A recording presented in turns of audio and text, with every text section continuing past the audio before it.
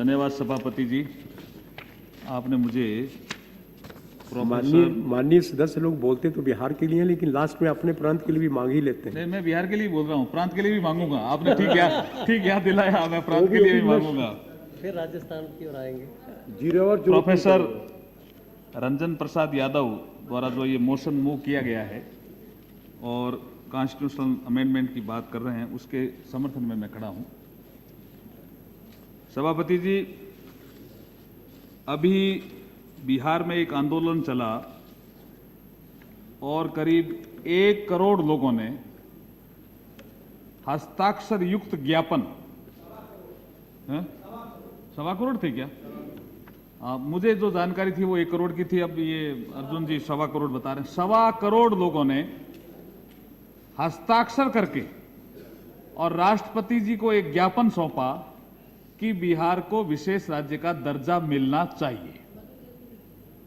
तो इसका मायने यह है कि बिहार की 10 करोड़ की आबादी में से 1.25 करोड़ लोगों का हस्ताक्षर कराना, वहां तक अप्रोच करना, कोई कागज लेकर के जाना और उसके पे साइन कराना, और मेरे ख्याल में स्वयं मुख्यमंत्री उसमें यहां आए थे उस ज्ञापन को देने के लिए, और शरद यादव जी भी उसमें साथ थे, और राष्ट्रपति जी ने भी आश्वासन दिया, जो हमने पेपर में पढ़ा उस समय, कि राष्ट्रपति जी ने भी आश्वासन दिया कि हम बिहार को विशेष राज्य का दर्जा देने के लिए भारत सरकार को लिखेंगे या निर्देशित करेंगे।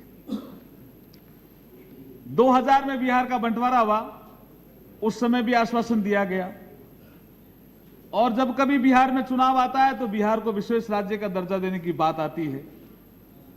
मेरा इस संबंध में यह कहना है कि प्रोफेसर रंजन यादव साहब जो बिल लाए हैं, मेरी इनसे जब चर्चा हो रही थी तो ये कह रहे थे कि राष्ट्रपति को ज्ञापन सौंपा, बार बार आश्वासन इस हाउस में दिया गया, और अब भी अगर बिहार राज्य को दर्जा नहीं मिलेगा तो ना तो इस हाउस की कोई सेंटिटी रहेगी, ना राष्ट्रपति की कोई सेंटिटी रहेगी। अगर सेंटिटी रखनी है इस हाउस की भी और राष्ट्रपति जी की भी, और जो अपने चुने हुए प्रतिनिधि हैं, प्रधानमंत्री हो, जो कोई भी हो, कोसी पे बाढ़ आई चाहे कुछ भी हो, आश्वासन की, नहीं तो ये जो लोकतंत्र के दूसरे अंग हैं वो हमें जीने नहीं देंगे।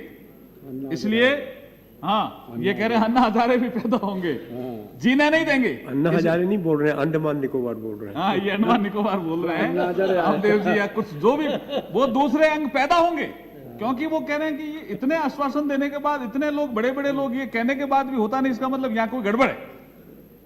बिहार क्यों मांग रहा है विशेष राज्य का दर्जा? मैं अभी मेहताब जी चले गए, बात कर रहे थे, जब अंग्रेजों का शासन, Yes. He want. Okay, thank you. The reply is going to take place in today or the next Friday regarding the special category request by the Honorable Chief Minister of Bihar. Special category status request of Bihar to avail 90% grant under state's seat of other schemes instead of 30% grant does not meet the criteria laid down by National Development Council. Now, after the recent request given again by the Chief Minister of Bihar is being re-examined by the Planning Commission. We will continue this discussion up till 6 p.m. Okay. The reply will come later on. ये कह रहे हैं कुछ शुरू किया, धन्यवाद उसके लिए। तो आपने मंत्री जी इंटरवेंशन किया, लेकिन हमारी जानकारी के अनुसार बिहार को अभी विशेष राज्य का दर्जा नहीं मिला है। रंजन जी को खुश हो जाना चाहिए। अब something concrete is being done. मैं ये थोड़ा इतिहास में जा रहा था कि जब अंग्रेज यहां आए और कलकत्ता में उनका हेडक्वार्टर था, तो ये जो एरिया था बिहार, उड़ीसा और बंगाल, उसकी दीवानगी प्राप्त करने के लिए उन्होंने कितनी लड़ाइयां लड़ी होगी, और अंत में प्लासी की लड़ाई में जीते और उन्होंने इन 3 राज्यों की दीवानी प्राप्त की और उसकी इतनी खुशी मनाई उन्होंने। कारण क्या था कि ये एरिया इतना खुशहाल था, ये एरिया इतना मेरे ख्याल में एग्रीकल्चरली रिच था, ये एरिया मिनरल वाइज इतना रिच था कि अंग्रेजों को लगा कि अब हम हिंदुस्तान में भी शासन कर सकते हैं। इतने बड़े रिच एरिया पे जीतने के बाद इन्होंने बहुत ग्रांड पार्टी इंग्लैंड में दी, कि हमने 3 प्रांतों की दीवानगी प्राप्त कर ली, और वो राज्य आज किस हालत में आए हैं? कहीं न कहीं अपनी नीतियों की खामियां हैं। क्षेत्रीय असंतुलन बढ़ा है। संविधान ने यह कहा कि हम रीजनल इम्बैलेंस दूर करेंगे, जबकि रीजनल इम्बैलेंस देश की आजादी के बाद बढ़ा है। अमीर और गरीब की खाई को हम पाटेंगे, लेकिन अमीर और गरीब की खाई भी ज्यादा बढ़ी है। कुछ शहर और गांव की खाई भी बढ़ी है, और इसलिए ये आज जो विषय आया है, प्रोफेसर यादव साहब जो विषय लाए हैं वो इसलिए लाए हैं। और मैं भी राजस्थान से आता हूं, शहरों की ओर। अभी जो जनसंख्या के आंकड़े आए हैं वो चौंकाने वाले आए हैं। 34% लोग जो हैं वो पलायन किए शहरों की ओर, 34% की दर से पलायन कर रहे हैं 10 सालों में। ये चौंकाने वाले आंकड़े हैं। क्यों लोग गांवों से शहरों की ओर जा रहे हैं? तो ये जो खाई बढ़ी है, इस खाई को पाटने के लिए, और ये जो बिहार में लोग, मैं कुछ 1-2 सजेशन देकर के इस बात को समाप्त करूंगा। मैं राजस्थान से आता हूं। हमारे राजस्थान में भी जो ज्योग्राफिकली अरावली हिल्स है, वो राजस्थान को 2 भागों में बांटता है। अरावली हिल्स के इधर वाला एरिया जहां बरसात होती है, एग्रीकल्चर रिच एरिया है, और अरावली हिल्स के नॉर्थ वेस्ट में इतनी बरसात नहीं होती, और उसको रेगिस्तान कहते हैं, जिसको थार का रेगिस्तान यहां तक आया हुआ है। हमारे राजस्थान, इंडिया में जो थार का रेगिस्तान है वो राजस्थान को इस भाग से ही प्रवेश करता है, और थार कहां से? ईरान से शुरू होता है। थार के रेगिस्तान को और साउथ ईस्ट, जिसका उदयपुर या ये पार्ट है, तुलना नहीं की जा सकती। तो रीजनल इंबैलेंस दूर करने के लिए कोई न कोई योजनाएं बनानी पड़ेगी। या जैसे नॉर्थ ईस्ट में आपने जो शेयरेबल स्कीम है, इसमें कुछ सुधार कर रखा है कि 90% जो है सेंटर देगा, 10% जो है स्टेट देगा, या कई ऐसी स्कीमें हैं जहां 100% सेंट्रली स्पॉन्सर्ड स्कीम लागू कर रखी है। तो ये बिहार मांग रहा है। इन्होंने जो 90,000 करोड़ रुपए की मांग की है, और फिर उसके बाद प्रतिवर्ष 30,000 करोड़ रुपए की मांग की है, उसमें इसी तरह की कुछ योजनाएं हैं, जिसमें इन्होंने कहा है कि हमारी बिहार की जो दस्तकारी है, हमारे बिहार में जो हाथ का हुनर है, उसके लिए कुछ योजना बनाई जाए। कुछ हमारे यहाँ पे आजीविका मिशन स्थापित करके और हाथ के हुनर को और विकसित करके बिहार के लोगों को रोजगार दिया जाए। इसलिए मैं इनकी डिमांड के सपोर्ट में खड़ा हुआ हूं और बोल रहा हूं। एक, बिहार अभी करवट ले रहा है। मैं ये कहना चाह रहा हूं मान्यवर, किसी भी राज्य में एमएलए लेड स्कीम समाप्त नहीं की। भ्रष्टाचार कम हो रहा है, कई राज्यों में हो रहा होगा, प्रयास किए हैं, लेकिन सबसे ज्यादा कम बिहार में भ्रष्टाचार कम हो रहा है, ऐसा मीडिया भी कह रहा है, कुछ ऐसी स्टडी भी कह रही है। एमएलए लेड स्कीम समाप्त करना एक क्रांतिकारी कदम था। एमएलए नाराज भी हुए होंगे। और अभी बिहार के मुख्यमंत्री जी ने कहा है कि हम एमपी लेड स्कीम की भी मॉनिटरिंग नहीं कर सकते, सेपरेट कोई अकाउंट नहीं रख सकते।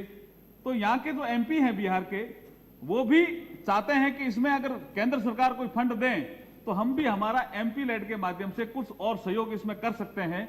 ये एमपी भी इनके तैयार हैं। और कुछ नीतीश कुमार जी ने कुछ और सजेशन भी दिए हैं सरकार को, अगर उनको मान लिए जाते हैं तो बिहार को विशेष राज्य का दर्जा देने के बाद जो स्थिति बनेगी, वो बिहार भी अग्रणी राज्यों में जो पहले गिना जाता था मगध के समय, अभी जैसे बताया कितने राजनेता बिहार ने दिए। हम यहां पे गिनती कर रहे थे कि यहां जो 3-4 बैठे हैं सब बिहार से आते हैं। इसमें बिहार में लीडरशिप है, बिहार में लीडरशिप है, लेकिन बिहार अपनी ये जो असमानता बढ़ी है नीतियों के कारण, इसके लिए बिहार अपनी विशेष राज्य का दर्जा मांग रहा है। मैं मान्यवर, एक अभी बात आई जिसके बारे में कहना चाहता हूं। एक लालू जी जब रेल मंत्री थे तो रेलवे लाइन बिहार में ज्यादा है, और बिहार का आदमी रेल मंत्री बनना भी चाहता है। पासवान जी भी पहले बने, नीतीश जी भी बने। रेलवे लाइन के किनारे जमीन पड़ी खाली। मैंने इस पे प्लानिंग कमीशन में, हमारे राजस्थान से भी विषय उठा था, मैंने प्लानिंग कमीशन में बात की एक बार। मैंने कहा बायोडीजल की बात करो, करते हो, जेट्रोफा उगाने की बात करते हो। रेलवे लाइन के किनारे किनारे जो जमीन पड़ी है उसमें जेट्रोफा क्यों नहीं उगाते हो? रेलवे की जो पाइपलाइन है उससे जेट्रोफा पे पानी जा सकता है। और बिहार की कंडीशन, हमारी राजस्थान की कंडीशन तो सूटेबल नहीं है। प्लानिंग कमीशन ने कहा कि जेट्रोफा उग जाएगा वहां, लेकिन बिहार की कंडीशन ज्योग्राफिकली भी सूटेबल है। जेट्रोफा उग जाएगा, बायोडीजल पैदा हो जाएगा, वो जो जमीन खाली पड़ी है उसमें अतिक्रमण नहीं होंगे, और रेलवे के कुछ ऐसे कर्मचारी हैं जो उसमें पानी देने के लिए लगा दिए जाए, तो वो डीजल जो बायोडीजल पैदा होगा वो रेलवे के काम आएगा। और जो जमीन, हाँ बोलो बोलो। मैं कंटिन्यू करूं? नहीं, आसन आसन ध्यान में नहीं। तो ये कुछ नए प्रयोग करने पड़ेंगे। ये हालांकि कुछ लोग कह सकते हैं कि ये ऐसे प्रयोग हैं, पता नहीं तुगलकी अंदाज के तो नहीं है, लेकिन ये प्लानिंग कमीशन ने भी कहा या इस बात में दम है तो इसको एग्जामिन क्यों नहीं करते हो? कितनी रेलवे लाइन बिछी हुई है बिहार में, और कितनी जमीन खाली पड़ी है जिसके किनारे कच्ची झोपड़ियां बनी हुई है। आप उसमें जेट्रोफा उगाइए, पानी वहां अवेलेबल है और जलवायु भी अवेलेबल है, वो जो बायोडीजल पैदा होगा वो रेलवे के काम आएगा। रेलवे इंटर्न बिहार को जो पैसा देगा वो बिहार के विकास में लगेगा। तो मेरे कुछ ऐसे सुझाव इसमें संबंध में हैं जो अगर इस पर घनश्याम अनुरागी, मेरे को, मैं समाप्त करूं, ये कुछ ऐसे सुझाव हैं जो बिहार को विशेष राज्य का दर्जा देने के साथ साथ बिहार को विकसित करने में अपना सहयोग देंगे। आपने मुझे बोलने के लिए अवसर दिया, उसके लिए धन्यवाद, बहुत बहुत धन्यवाद। अनुरागी जी, हाँ हाँ, एकदम और आगे आना चाहे तो आगे।